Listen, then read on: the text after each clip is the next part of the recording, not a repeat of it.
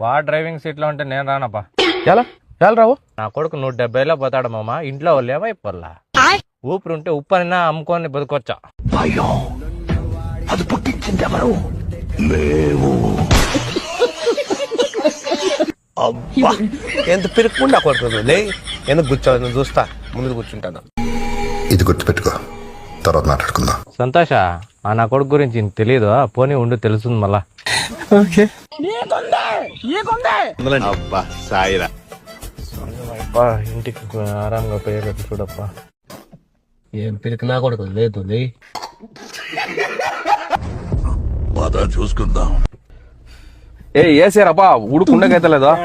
AC వద్దురా స్వామి, నాకు అయ్యలేదు. నా గ్లాసులు తీసి దించేద్దంటే, నా గ్లాసులు తీస్తే ఏసీ లేకుంటే అయ్యలేదు చేత. చిన్న సెకల్ లేవురా నీలో నా బట్ట. అమ్మ ఫస్ట్ బెల్ట్ వేసుకున్నావు. లే నేను ఇంటికి వచ్చేది బెల్ట్ వేసుకుని వచ్చిండేదా, మళ్ళీ అది బెల్ట్ వేసుకునేదా.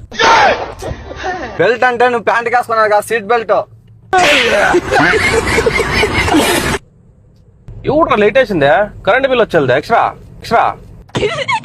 సంతోష, స్టార్ట్ అయ్యి చూడా నా కొడుకుదే. నాకు దేవుని పార్టీ పెట్టదు. నాకు లవ్ సాంగ్ లేకపోతే నేను డ్రైవింగ్ చేయను మామ.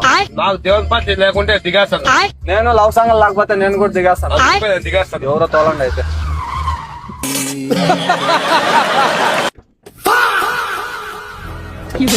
అందుకే గూగు నా కొడుక చెప్పింది, ఆడే వద్దని. నేను దేవుని పార్టీ లేకుంటే వచ్చేలా పోండి.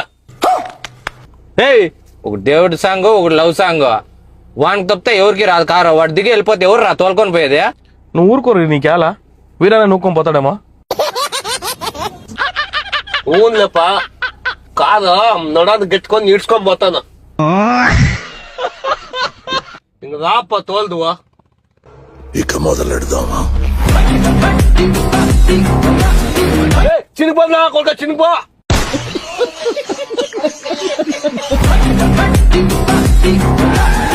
నిలబెట్టరా, నిలబెట్టరా. వాడు చెప్పి నిలిచిపోయరా. లే మీరు దిగ్గేస్తారా? లే మా మొత్తం డోర్ ఇప్పేస్తానా, దుగ్గేస్తానా. నిలబెట్టి డాడీ సైడ్కి వెళ్ళే నా కొడుకు. లే ఏయిరా నిజాను పోరా స్వామి, నీ కాళ్ళను ముక్కుంటారా. నిలబెట్టరా, లే దిగేస్తా నేను. అట్లుంటది మనతోని ముచ్చట.